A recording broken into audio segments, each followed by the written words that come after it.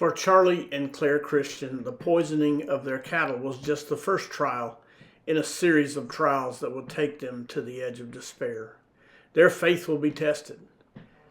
In Charlie Part 3, it opens with a prayer from Paco, one of his faithful workers. Paco's Prayer. Thursday night, 8 o'clock p.m., September 10th, 2009. Bunkhouse. Charlie met with his men on Wednesday to bring them up to speed on what was happening with the ranch. Gentlemen, I have no desire to sugarcoat our situation. I've always tried to be honest with you. When the cattle were poisoned earlier this year, it hit us pretty hard. I fully expected to be able to get us up and running at full speed by now. After meeting with our insurance people, it is quite clear that we are going to experience a more difficult struggle, and it is going to take much longer than I had hoped. Each and every one of you is important to me, Charlie continued. While I don't have a detailed plan for our recovery, I can promise you that it is not our desire to lay off anyone. Your jobs are secure here. We want you here, and we are dependent on you to help bring this operation back to where it was 6 months ago. Claire and I are trying to put together a plan, Charlie concluded. We welcome any thoughts that you guys may have. Just remember that money is tight, and in fact, our finances are going to be very limited for the foreseeable future. The following day, Thursday, concerns about the future were the regular topics of casual conversations. All of them were loyal to the family, but with the size of the herd, their workloads were diminished, and many wondered how long Charlie will be able to keep them on. At one point, Cody interrupted the conversation. Look, guys, I'm hanging in there with Charlie and Claire, no matter what. We can't bail on him now. He needs us. Charlie has never let me down. If it comes down to the point where he has to let us go, we will cross that bridge when and if it happens. Instead of worrying about the future, why don't we get together tonight? We can put our thoughts together and see what we can do to help this family. Cody's voice was firm and resolute. The meeting was set for 8 o'clock p.m. Paco, Levi, Cole, Jalen, Calvin, Willie, and Cody were there. This was usually a fun-loving bunch who were prone to sarcastic jabs at each other, but this was a somber occasion. They all loved Charlie and his family. Paco opened the meeting with a prayer. Dear God, we don't pretend to know how or why this has happened. We don't know what the future holds. Charlie loves you, God, and Claire does too. We want to help them. Please give us the wisdom to help this family in any way we can. Amen. As Paco concluded his prayer, Shorty, Cole, began to head up the conversation. Boys, I've been working for this family for 20 years. I knew Charlie's dad. My wife died in 1993, and my daughter Lacey is in the Navy. Even though I've only lived in the bunkhouse for a few years, this is my home, and I love everyone in that family. You guys have your own needs and circumstances. As for me, I'm willing to sacrifice to protect this home. It ain't gonna be easy by any measure, but if we put our heads together and make a few changes, I think we can make an impact for the benefit of this family. I feel the same way, Cody spoke up. Charlie has been good to me, Deani, and our new baby. I'm ready to do whatever it takes. You've got a baby to feed, Cody, Paco responded. That needs to be your first priority. We just need to make sure Cody's family is covered, Red offered. Let's get to work. The men continued their discussion until late evening, putting together some ideas to present to Charlie and Claire to help them rebuild the ranch. It was around 11 o'clock p.m. when the storm began to move in, and the guys decided to call it a night. Jalen and Cody headed back to their respective homes. As Jalen turned to leave, he looked at the others. Guys, I don't know Charlie and Claire as well as you do, but I want you to know that you have my commitment to do whatever it takes for this family. His remarks drew a chorus of amens as they called it a night. Fire! September 11th, 2009, Friday, 3:45 a.m. The storm hit the ranch in the early morning hours. The lightning and thunder outside the bunkhouse window caused Calvin to jump out of a deep sleep. Still shaking, he could hear the sounds of the nervous horses coming from the barn. He instinctively moved toward the door to check on the horses. Just as he opened the bunkhouse door, a second flash of lightning struck the barn, catching it on fire. "Fire!" Calvin shouted out to all who could hear. "The barn's on fire!" Calvin and Willie were the first ones out the door, running toward the barn to get the horses out. The other men in the bunkhouse were moving toward the door when another lightning bolt struck the transformer above the bunkhouse structure. Calvin and Willie had managed to get the stalls open to release some of the frightened horses into the field when a propane tank burst into flames in an explosion that propelled coal to the floor. In a matter of minutes, both structures were fully engulfed in flames. Levi had managed to get out, but was thrown to the ground by one of the explosions. Seeing the bunkhouse in flames, Willie left Calvin at the barn and headed back to the bunkhouse, where he saw Levi on the ground, clearly shaken but unharmed. "Get up, Levi!" Willie commanded his younger friend. "We've got to get the others out." Willie and Levi managed to work their way back inside the burning bunkhouse, calling out to Paco and Cole as they navigated the flames and smoke. The smoke was thick, and the visibility was near zero. At one point, one of the smoldering ceiling beams fell against Levi, burning his shoulder in the process. Willie finally found Cole unconscious and face down on the floor. Grabbing him under his arms, he attempted to work his way to the door. At that moment, the main roof fell in, leaving Willie and Cole trapped under the debris. Levi was severely burned, but had managed to work his way to the door. The structure was fully engulfed in flames when Charlie reached the bunkhouse. His first instinct was to go in to find the men trapped in the bunkhouse, but as he did, the burning debris fell on him, burning his back and arms before he was able to get out of the house. It was around 4:30 a.m. when Sheriff Luke Farley was abruptly awakened by a service radio. "Sheriff, we have an emergency out of Shiloh. Firefighters and paramedics are en route," came the call. "Tina, I'm headed out of the door now. What do you know?" the sheriff responded. "Luke, it sounds pretty bad. You might want to see if Dale has any details." Dale Manning was the fire chief and a personal friend of Charlie's. He was already on the scene when Sheriff Farley contacted him. "Dale, this is Luke. I'm on the way. Do you have any details?" Chief Manning's response was brief. "I can't talk right now. It looks bad. It looks like some kind of explosion and fire at the main barn and bunkhouse on Charlie's property." Sheriff Farley's response was short. "Be there in 10. Claire had already called Caleb and Jesse. When she reached the bunkhouse, she found her husband trying to work back into the building. "Charlie," she shouted, "you can't go in. Let the firefighters do their job." Seeing the burns on Charlie's arms, she tried to pull him back. "Sweetheart, I called Jack, Jesse, and Caleb, and they are on their way." As the sheriff pulled onto the gravel road leading to the barn, he could see the flames lighting up the early morning sky. His first concern was for Charlie and his family. As he jumped out of his Chevy Tahoe service vehicle, he headed straight for Dale Manning. "Hey, Chief, where's Charlie and Claire?" "Thanks for coming, Luke. The family is okay. Charlie has some burns on his arms and shoulders. He really needs to go to the ER and get checked out. I haven't been able to get him to go yet. We're trying to account for the men in the bunkhouse. I think that's Charlie's main concern." One of the paramedics on the scene reported back to Chief Manning.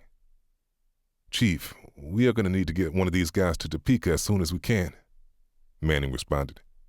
"A chopper is on the way." Charlie was anxious to locate each of his men. His primary concern was for their injuries. As firefighters gained control of the fire, Charlie watched helplessly as paramedics on the scene treated his men. Levi was being airlifted to a trauma center in Kansas City. Cole was struggling to breathe as paramedics loaded him into an ambulance bound for Manhattan. They found Calvin just outside the barn, and he was headed for Manhattan by ambulance as well. "Charlie," came the voice of Chief Manning. "We've located Paco and Willie inside the house. I am really sorry. It looks like Paco was killed in the explosion, and Willie may have died of smoke inhalation." Charlie broke down into tears. He whispered a prayer. "God, where are you?" His next question was addressed to Chief Manning. "Any idea about the conditions of the others?" "They are on the way to the hospital. That's all I can tell you right now, Charlie." Dale put his arm around Charlie. They have been friends for a long time.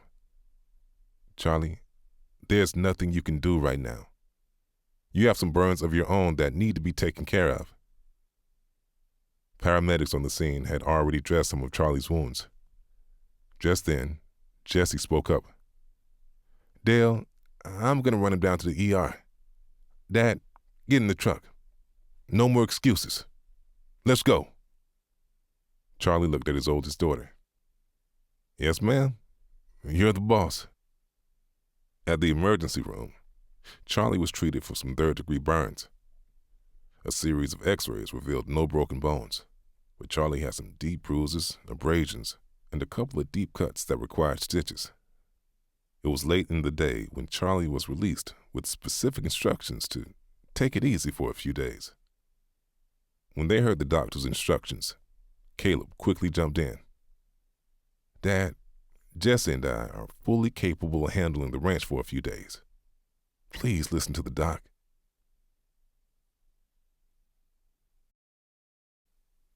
Aftermath.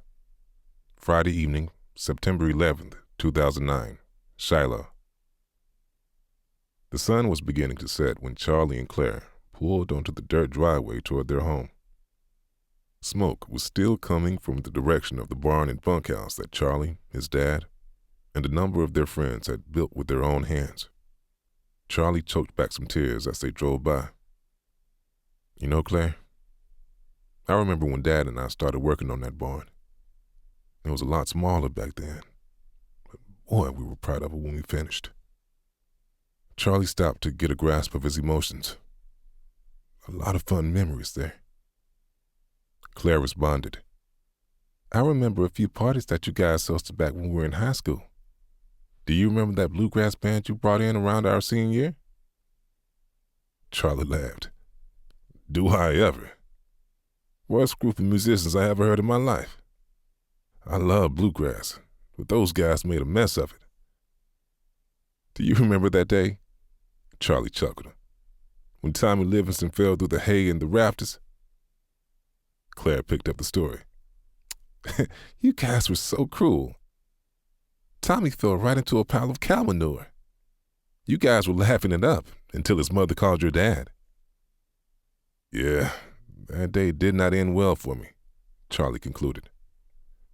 "I wonder where old Tommy is today." Charlie and Claire pulled up to the front of their home to find their daughter, Taylor, and Charlie's best friend, Jack, waiting on the front porch. Taylor had driven down from Lincoln after hearing about the fire. Jack's wife, Rita, was in the kitchen putting the finishing touches on a meal she had prepared for the family. Cody and Jalen got to the house early in the day. They spent the day sorting through the debris and working to recover any tools or equipment that survived the fire. Some of the horses were killed in the fire. They managed to round up the surviving animals and get them into a secure area until a more permanent solution could be devised. When Charlie and Claire pulled up, both men walked up the hill to join the others on the porch. Cody had a close personal relationship with them. He had grown up on a Potawatomi reservation where he first met Charlie. He moved to the ranch as a teenager where he earned Charlie's trust. Now 25 years old, Cody moved out of the bunkhouse 2 years ago to start his own family. He was now the father of a 14-month-old son for whom Charlie and Claire had become godparents. As they were gathering, Claire excused herself to answer the phone inside. Jack was the first to speak. "Charlie, you look like a man who just got run over by a bull. How do you feel? I'll be okay, Jack. I'm going to be sore for a while, but no real damage has been done. Can you give me an update on my guys? Charlie's first concern was for the men to whom he had grown so close over the years. Hey, Charlie, I'm here to help out in any way I can. The first words out of Cody's mouth were sincere, but he had grown close to the others in the bunkhouse. I know about Paco and Willie. Any word on the others? I don't know, Cody, Charlie responded. Jack, do you have any more information? Charlie, I'm afraid there's not much good to report. Jack took a deep breath as he gathered his thoughts. At this point, Calvin and Levi are both in the hospital. They are both in critical condition. The others didn't make it, Charlie. I'm really sorry. Charlie's voice was weak. I know about Paco and Willie. What happened with Shorty? Cole Thornton was his oldest worker. They called him Shorty. At 6 feet 5 inches tall, he was anything but short. Shorty was a widower with one daughter, Lacey, who was serving in the Navy. They said Shorty died of a heart attack on the way to the hospital, Jack continued. I don't know if anyone has been able to get in touch with Lacey yet. At that moment, Claire walked back out onto the porch to join the others. The look on her face and the remnant of the tears were clear indications of the call she had just answered. Levi didn't make it. She choked out the news to the others. The silence in the group was deafening. There was a sudden stillness where everyone was trying to gather their thoughts. There was grief and shock. There was a search for answers. In addition to the deaths of 4 men who were like family, there were practical issues to inventory and deal with. After what seemed like an eternity, Charlie's voice broke the silence.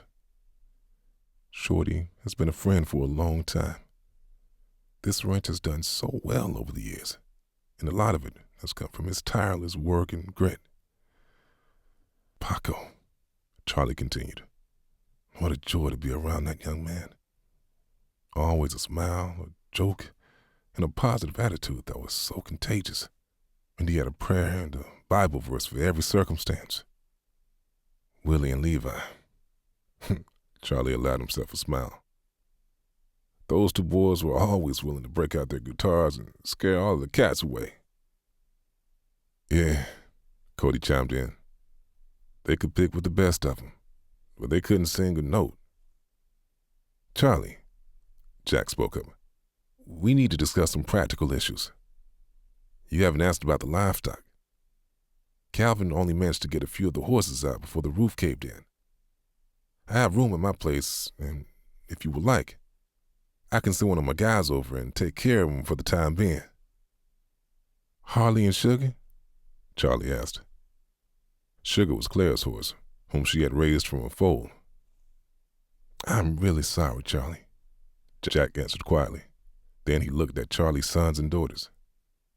I don't really know which of the others survived. A community responds. Sunday afternoon, September 12th, 2009. Sunday afternoon, Pastor Pete Kelsey, Jack and Rita Graham, and Chris and Tina Waters rolled up to the house at Shiloh with meals prepared by people from the church. Oh, my Lord, Claire responded. There's enough food here to feed an army. You're going to have to join us for this feast. Charlie, Claire, Pastor Kelsey began. The whole church wants to support you through this. We just need to know where and how we can help. Pete, we really appreciate it, Charlie responded. To be honest, we haven't had much time to digest the losses. The emotional side of losing these men. Pete, these guys were truly like family to us. They were always ready to step up to the plate when we needed them to. More than that, my kids looked at them as part of their own family. Pete, Charlie continued, we really appreciate the prayers and the meal. I'm not sure how anyone can help. I don't want to pry, but Jack told me about the problems with the insurance company. Pete responded. Am I right to assume the same company covered this fire? The same, came Charlie's response. The livestock losses and this fire may very well wipe us out, but I do have faith. I have a few bulls left, and I have my family. I have some really great friends, and I know God will take us through this. We have the emotional side to deal with, and then we have practical issues to address. You can add wisdom to your list of prayers for me. Jack spoke up. Charlie, this entire community is behind you. We have already been talking about a good old-fashioned barn raising. That is, of course, if you are willing to let us. We stick together in this community. Both of you have touched the lives of others around here in more ways than you realize. So let us help you, okay? No hesitation there. We could use the help. Charlie's response was hopeful and enthusiastic. Right now, I just don't know where to start. Claire spoke up. The most immediate need is for the families of the 4 men. 4 dear friends who lost their lives this weekend.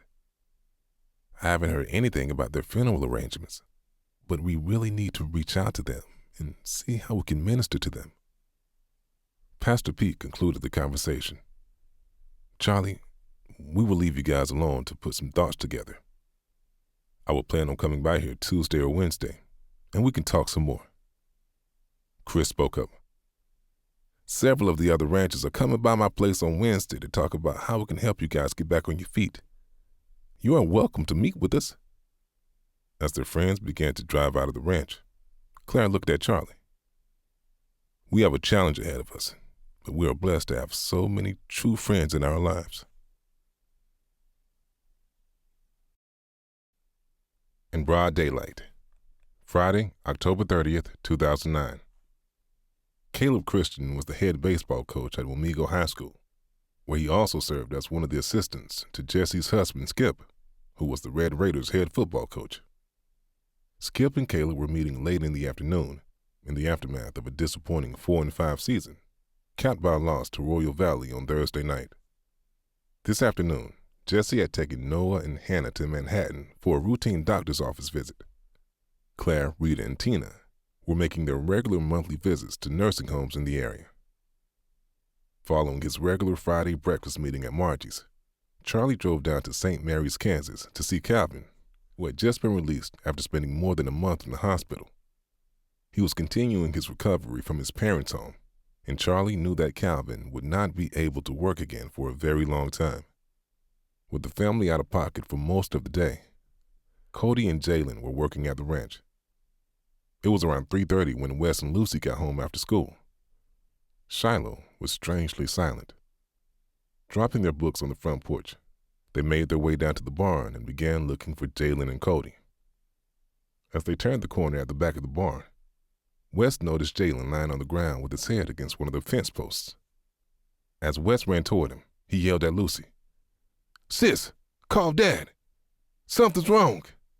When he got to him, he discovered Jalen barely breathing. He had been shot. "What happened? Where's Cody?" Jalen was unable to answer. Lucy's first call was to the 911 operator. Her second call was to her father. "Daddy," Lucy was breathless as she called her father. "Jalen has been hurt really badly. He has been shot. I have already called 911, and they are sending somebody out. Daddy, I don't see Cody." "Baby, slow down. I'm headed your way," Charlie responded. In the meantime, I don't want you or your brother running out over the ranch looking for Cody." Sheriff Farley was only a couple of miles away from the ranch when he heard the dispatcher. "Luke, you better get over to Shiloh. One of the kids just called in a gunshot wound. I'm sending paramedics now." Wes had Jalen's head in his lap. He was barely conscious. "Hang in there, buddy. Paramedics are on their way." Lucy began calling out for Cody, but there was no response. Sheriff Farley arrived at the ranch first and began rendering first aid while waiting for medical personnel to arrive. "Wes, did you see anyone on the property when you got home from school?" "No, sir," Wes answered. I'm pretty sure Cody should be here as well. His truck is not here, but he usually rides with Jalen. Charlie and the paramedics arrived at Shiloh at almost the same time. The paramedics were able to stabilize Jalen enough to transport him to the hospital. He had suffered multiple gunshot wounds and was still non-responsive. Charlie and Luke began looking for Cody as the paramedics started driving away. Charlie, it looks like you have some bulls down over near the fence. Are you sure Cody is here? Cody! Charlie shouted as he ran toward the dead bulls. What in the name of... He paused. Luke, someone has shot these bulls. Charlie was on his knees beside one of the dead bulls. He slammed his fist into the side of the animal. This is ridiculous. Who and why? Wes and Lucy ran to the side of their father. What can we do to help? Lucy cried out. Charlie turned to Wes and Lucy and spoke abruptly. Both of you need to wait here. We have to make sure that whoever did this is not still here. Charlie and Luke took separate UTVs and resumed their cautious search for Cody. As they did, it was apparent that someone had killed every single bull they owned. As they scoured the landscape, Charlie's eyes filled with tears. He loved Cody. He loved his family. He especially loved Cody's new baby boy. He was overwhelmed when Cody had asked him and Claire to serve as godparents to little Benji. They stood with Cody and his wife Deani when Benji was baptized. Cody was family. Charlie's mind was racing. What kind of evil is behind this? Could this be the work of some random deranged group that simply got their kicks from destroying people and property? Or was this some sinister attack directed at Charlie himself? As he topped the hill, Charlie saw Cody's body, face down on the edge of one of the small ponds on the ranch. Jumping from his vehicle, Charlie grabbed Cody and pulled him into his arms. No, no, no, Charlie cried out. Cody had been severely beaten. There was still rope tied around his neck and a note pinned to the back of his shirt. It was a message to Charlie that simply read, Indian lover. As Charlie pulled Cody into his arms, Luke tried to restrain him. Charlie, he's gone.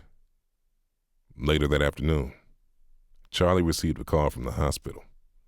Jalen died within an hour of arriving at the hospital. There were no answers. Evil. Thursday, November 5th, 2009. Shiloh. Blake Scott was the director of the FBI field office in Topeka. His office was assigned to the investigation of the death of Cody Begay. He had been working closely with Sheriff Farley, and the two had made the drive to Shiloh to discuss the case with Charlie. Mr. Christian, Agent Scott began. The sheriff turned the note you found of Mr. Begay's body over to us, and we have been running down some leads that have connections to some other cases we are working on. Mr. Christian, have you ever heard of the Sabian American Rights Society or a man by the name of Alan Marduk? No, sir, Charlie responded. What about Dale Sitton or Lucas Tyre? Agent Scott continued. Again, Charlie shook his head. I'm afraid not. We have been monitoring the activities of a few hate groups in this area of the country. Most of them have been pretty vocal, but have not acted out on any of the garbage they are spewing out. Scott continued. We have recently noticed an escalation in the activities of a group called the Chaldean Militia, but most of what they have been doing has been limited to vandalism of property. We think that may have been their original intent when they began shooting your pools. In all likelihood, your two workers may have caught them in the act. The fact that Cody was Native American may have influenced them to take it to another level, Sheriff Farley interjected. They saw an opportunity and took out their rage on him. If that is so, that will lead us to believe that you were the intended target. Charlie, I need you to think back, Agent Scott continued. Have you received any calls, any threats, anything to believe someone would want to harm you or your family? I racked my brain to understand who would do this, and I can't come up with anyone or anything, Charlie responded. I try to do the best I can with what I have. I haven't consciously hurt or offended anyone that I can think of. Charlie, you have been heavily involved with the Potawatomi tribe here in Kansas for many years.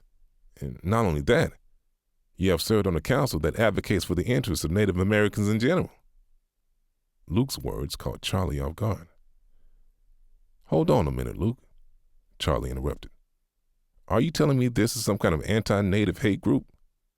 We can't say for sure yet, Agent Scott answered. The poisoning of your cattle earlier in the year would represent an escalation of what these two groups have done in the past. They are really a bunch of cowards. That was a pretty bold move, and is more than what we would normally expect. Poisoning your cattle would have required more coordination and sophistication than just a few rogue men who lost control.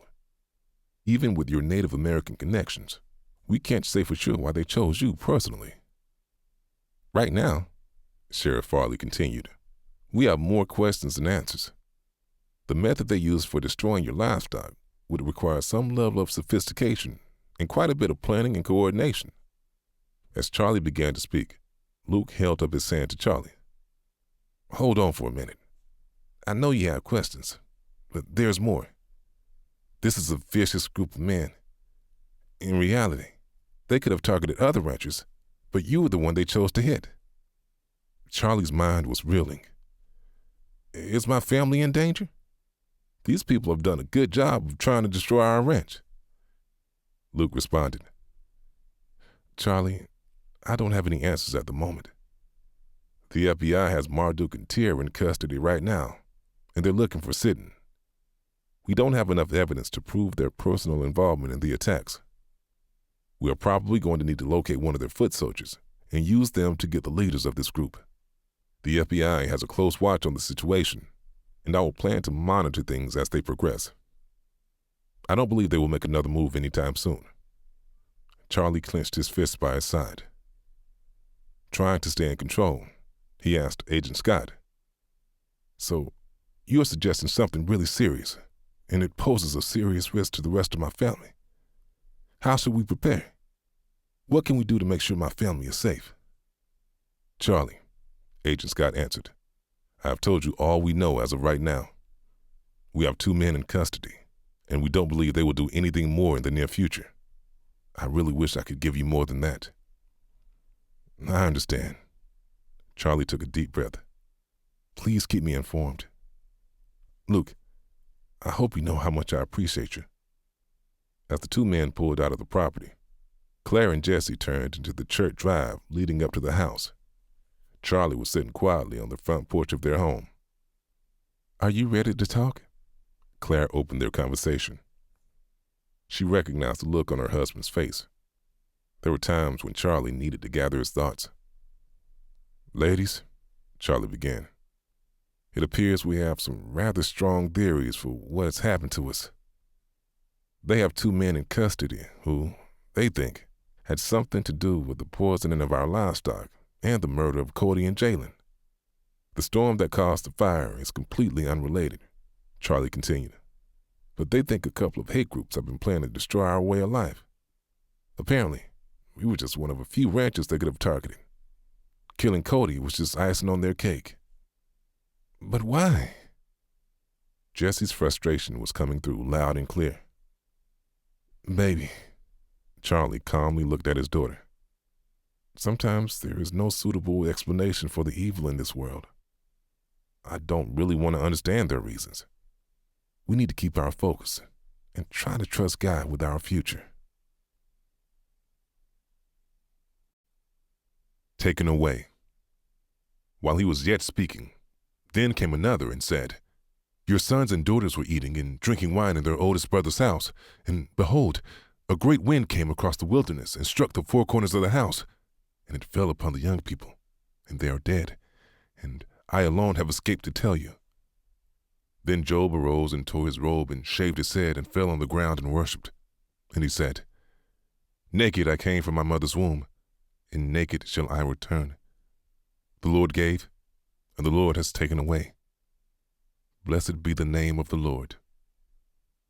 In all this, Job did not sin or charge God with wrong. Job, 1st chapter, 18th through the 22nd verses. Thanksgiving, Sunday, November 22nd, 2009. Charlie looked at his youngest daughter with his entire family gathered around the dinner table. Lucy, I believe it's your time to bless this meal, isn't it? Lord, Lucy paused to catch her breath. God, we are hurting. We are hurting, and we don't really understand why. Daddy has always taught us to trust you no matter what. But, she paused again. But Lord, we need you now more than ever. Please bless this food. Please bless Benji and Deani. Lord, they're hurting so much, and, amen. When Lucy concluded her prayer, Charlie looked at each member of his family and began speaking. I don't have to tell you that 2009 has been a hard year for us. We have had to bury some good friends. We have taken a big hit in terms of financial losses. It may not feel like it now, but we will recover from this. We have to be strong in our faith, and we are going to have to make sacrifices. All of you know that.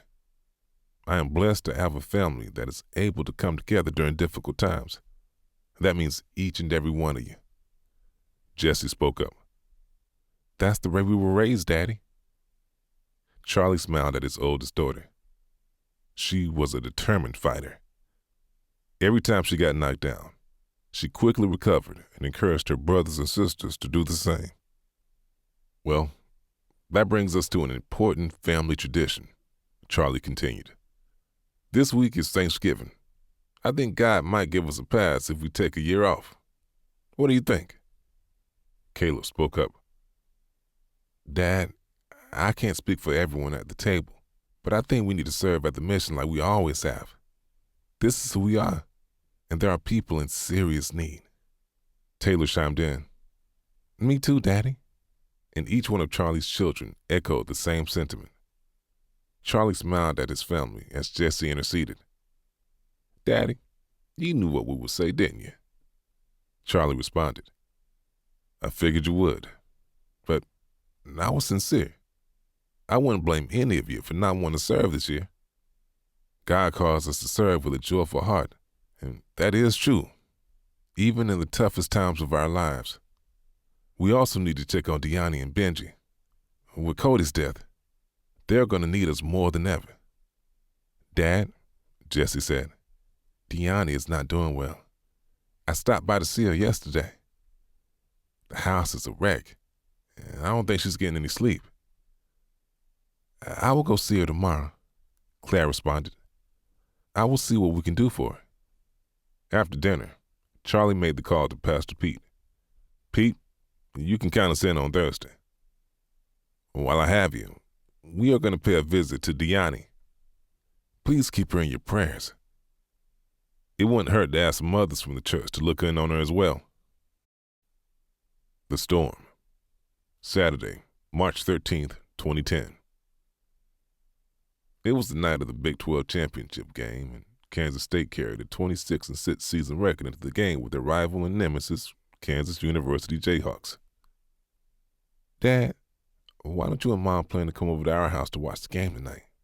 Jesse asked, referring to the Big 12 basketball tournament championship game between Kansas and Kansas State. It would just be family. Caleb, Nicole, Wes, Taylor, Lucy, and the children. It should be a good game, Charlie answered. It's hard to believe we've had such a good season. But 2 of our losses are to those blasted Jayhawks. Maybe we can turn it around tonight. For tonight, let me offer you an alternate proposition, sweetheart, Charlie continued. Jack and Rita Graham are coming to the house tonight. Why don't you young folks get together at your place and let us older folks play babysitter with our 4 beautiful grandchildren? Are you sure, Dad? Jesse responded. Noah just turned 3 years old. Hannah is not 2 yet. And the twins are. Sweetheart, we are fully aware of how old our grandkids are, Charlie laughed. And we will gladly accept the challenges. Seriously, Jess, I think this will be the best medicine for both of us. We can have the game on while we play with the kids. Besides, Jack and Rita don't have any grandchildren. They love spending time with kids."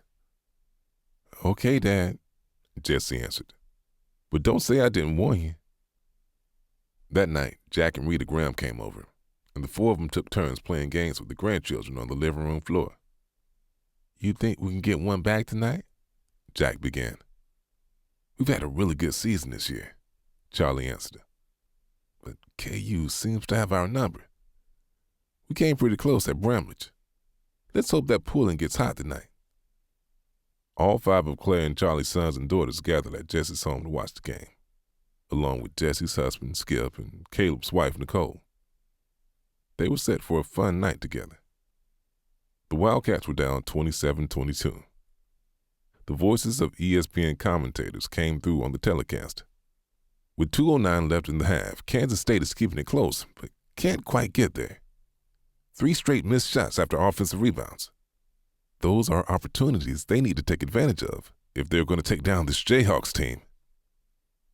At that moment, a severe thunderstorm warning was coming across their television screen. "Oh no, not now," Wes complained. Charlie and Claire saw the same message. "Better make sure the kids are taking shelter." Claire got up to make the call. At that moment, the power went out. The wind slammed the side of the house, knocking Jack to the floor, and shattered glass came flying across the room. Instinctively, Claire grabbed 2 of the children and headed for the cellar in the hallway. Rita was right behind with the other 2.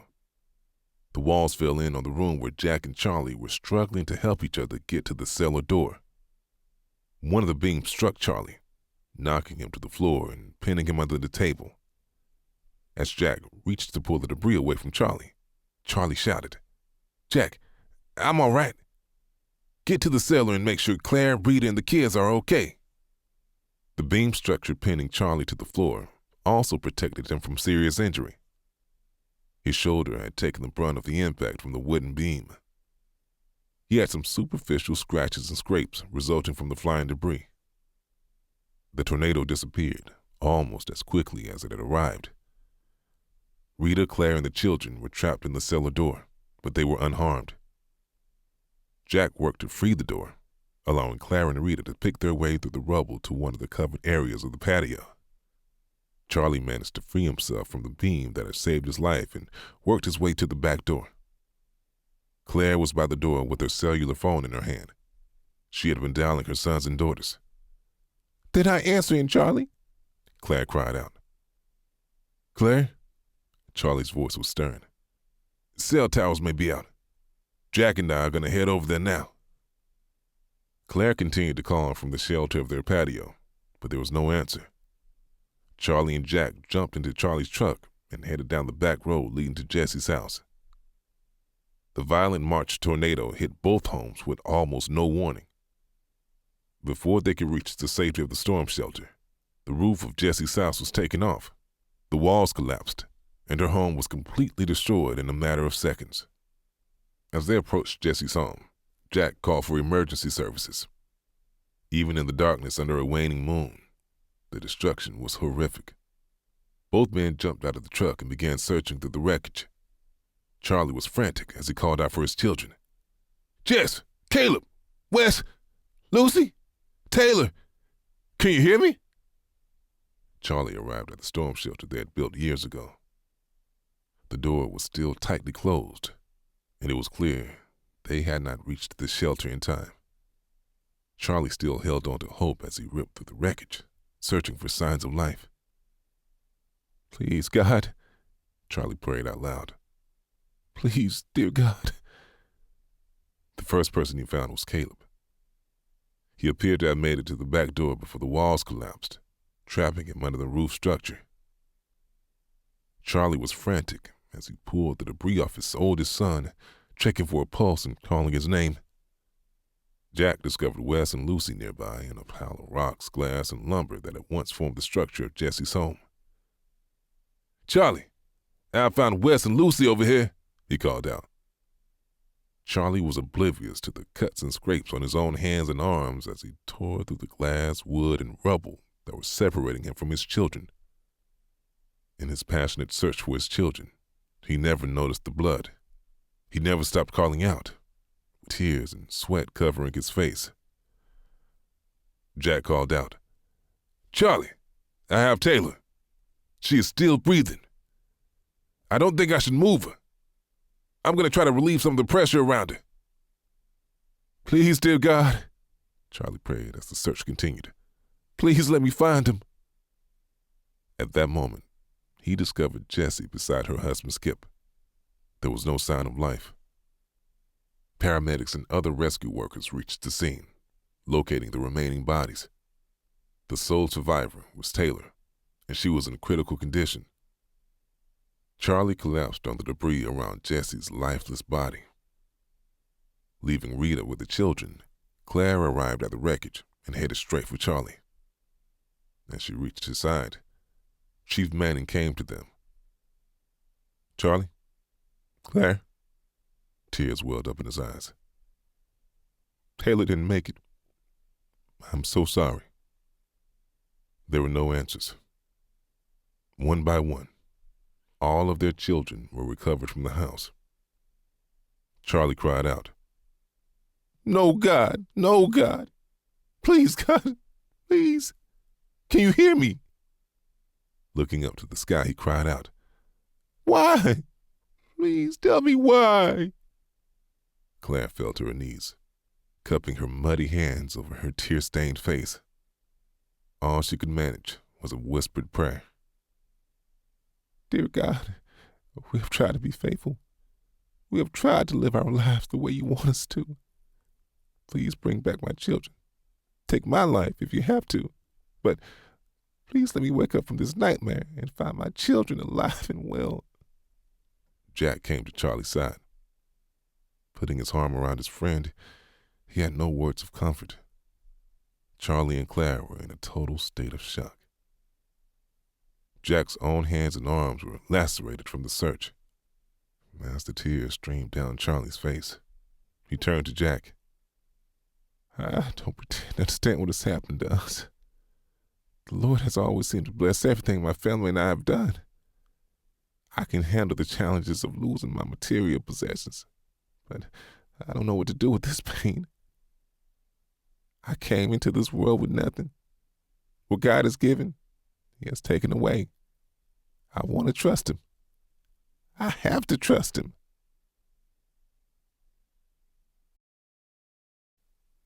A year of reflection. Graveside, March 17th, 2010, Wednesday. Charlie and Claire Christian were both 49 years old when they watched their 5 sons and daughters being lowered into their graves on top of the hill, overlooking a home that was almost completely destroyed by a freak tornado just a few days earlier. There was little time to grieve. They were now responsible for 4 small children that needed their care. Jack and Rita had graciously allowed the 6 of them to move in with them, but their home was not as large as Charlie's, so conditions were not ideal.